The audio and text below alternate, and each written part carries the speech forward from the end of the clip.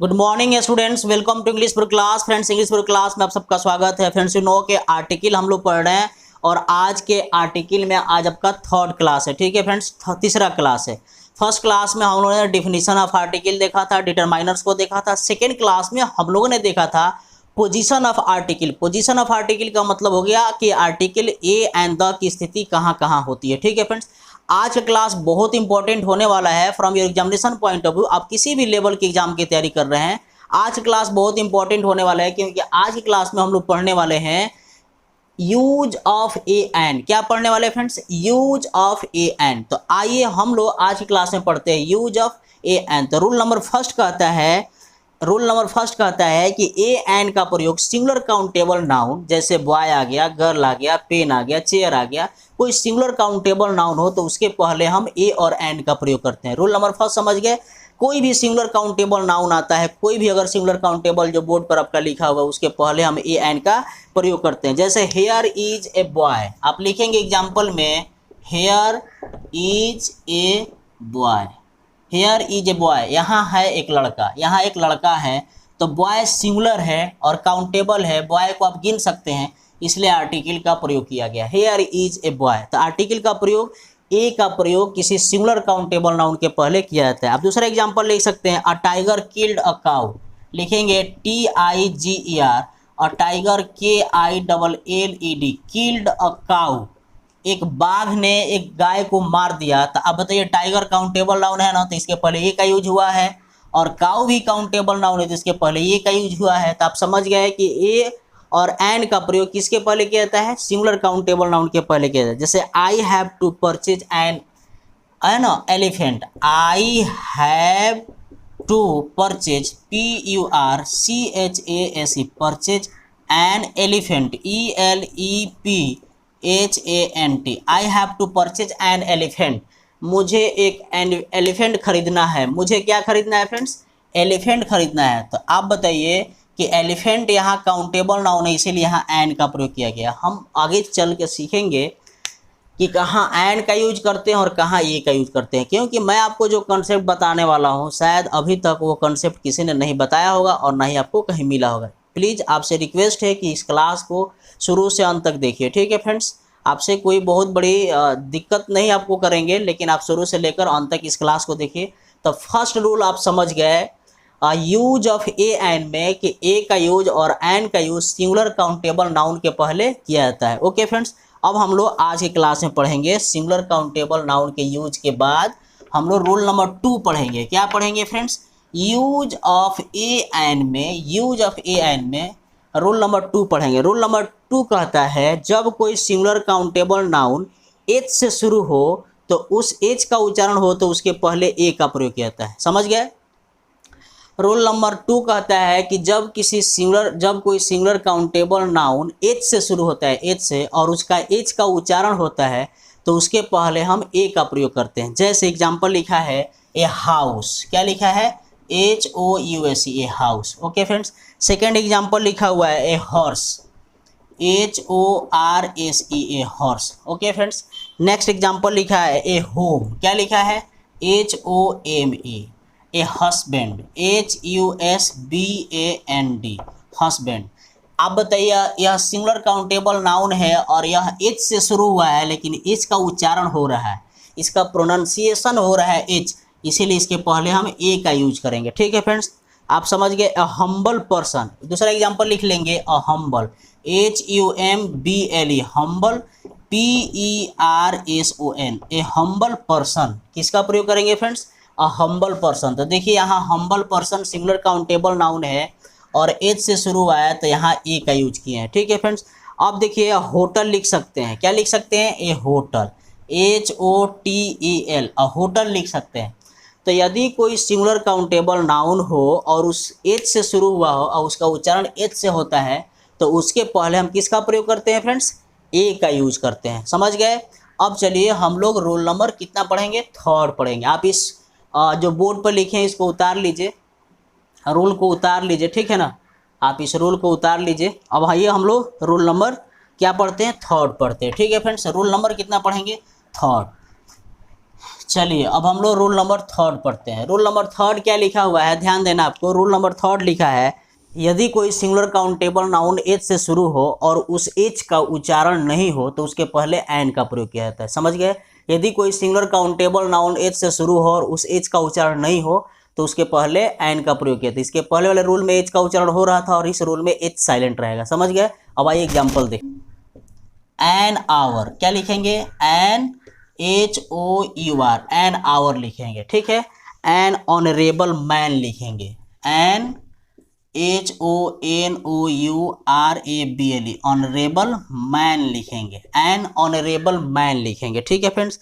N honest लिखेंगे, an HONEST, an honest boy लिखेंगे। समझ गए? तो ये भी एच से शुरू हुआ है, ये भी एच से शुरू हुआ है, लेकिन एच का उच्चारण नहीं हो रहा है। इसका मतलब कि एच क्या हो जा रहा है? साइलेंट हो जा रहा है। तो यहाँ एन का यूज करेंगे। तो आपको ध्यान देना है कहाँ एच का उच्चारण होगा। जहाँ एच का उच्चारण होगा वहाँ ए लिखेंगे, जहाँ साइलेंट रहेगा वहाँ किसका प्रयोग करेंगे फ्रेंड्स? वहाँ जो है आपका यूज करेंगे, किसका यूज करेंगे? हम एन का यूज करेंगे, ठीक है। रूल नंबर 4 कहता है कि यदि किसी नाउन के पहले लेटर का उच्चारण य, या, ई, यू, ये तथा वह हो तो उसके पहले ए का प्रयोग किया जाता है। समझ गया फ्रेंड्स?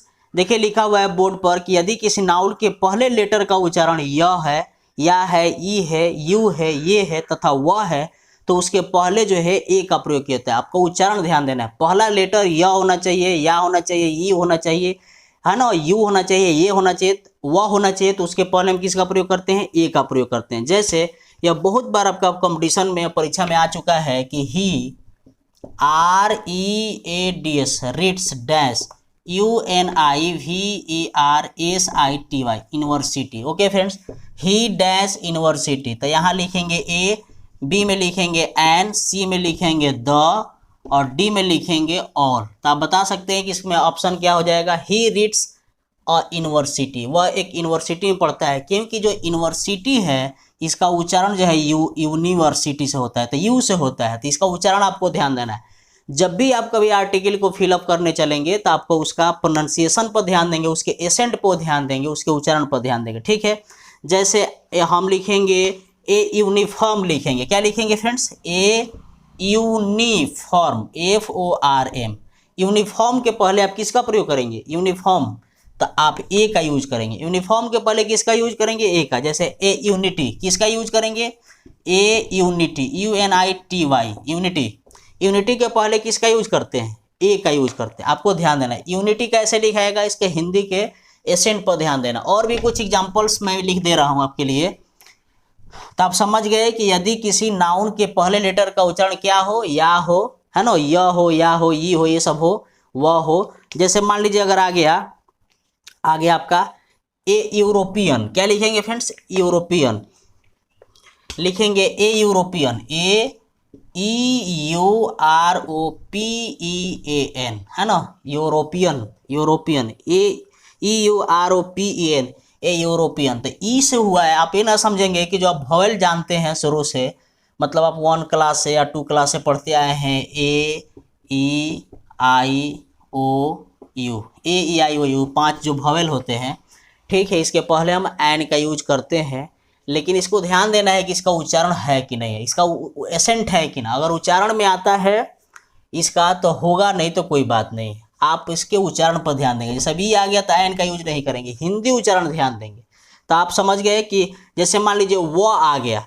इस बार मेरे बिहार STT में क्वेश्चन आया था 100 रुपीज। तो 100 रुपीज के पहले जैसे I have dash, I have dash 1, है ना, 1 रुपी, RUPEE, रुपी नोट, है ना।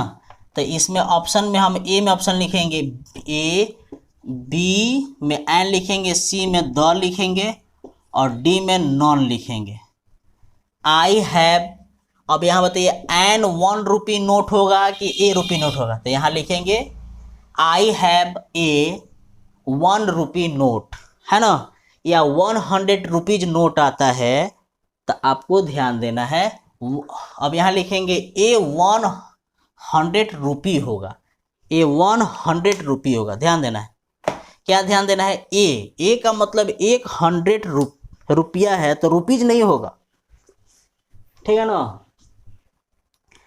क्या नहीं होगा फ्रेंड्स, अब यहाँ 1 के जगह पर जैसे 1 रुपी नोट लिखा है, तो अगर कभी परीक्षा में अगर इस तरह का वर्ड आता है, जैसे वर्ड आता है आई हैव ए 100 रुपीज नहीं होगा, रुपी होगा, क्योंकि 100 रुपया का एक ही नोट होता है तो इसलिए रुपी होगा, है ना।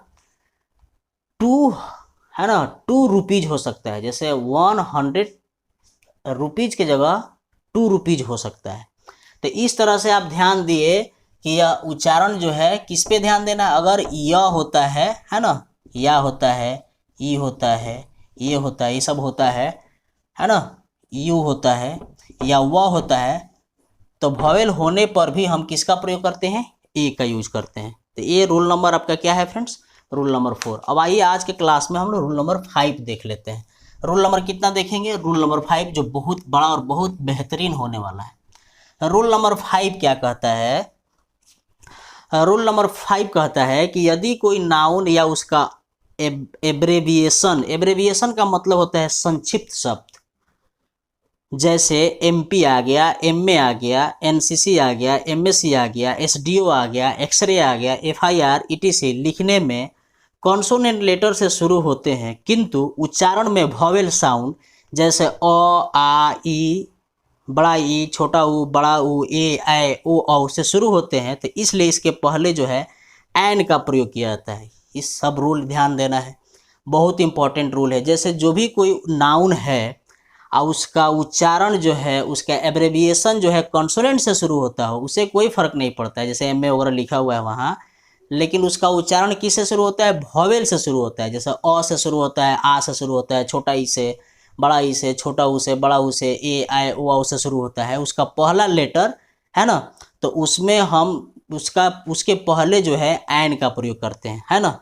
जैसे मान लीजिए किसी ने लिखा एम में, क्या लिखा, एम में, चाहे एस डी ओ, तो आप एस डी ओ देखिएगा एस से होता है, लेकिन एस डी ओ जब लिखेंगे एस और डी ओ, तो आप ध्यान देंगे यहाँ एस ए है ना, ए, तो इसीलिए यहाँ एन एस डी ओ होगा, न कि ए एस डी ओ होगा, ठीक है ना। तो एस डी ओ के पहले एन एस डी ओ लिखेंगे। जैसे पी ओ आ गया, एम पी आ गया, क्या आ गया, एम पी आ गया, तो एन एम पी लिखेंगे, क्योंकि एम और पी, तो ए जो है ना ए से होता है, तो एम पी आपको ध्यान देना है। यह रूल बहुत इंपॉर्टेंट है। क्या है, यह रूल बहुत इंपॉर्टेंट है, आपको ध्यान देना है। जैसे अब बोर्ड में कैसे क्वेश्चन आएगा मैं आपको लिख देता हूँ। बोर्ड में जो क्वेश्चन आएगा मैं लिख देता हूँ, जैसे your Elder brother is dash, your ELDER, your Elder brother BROTHER, your Elder brother is dash, और यहाँ लिखते हैं एम में।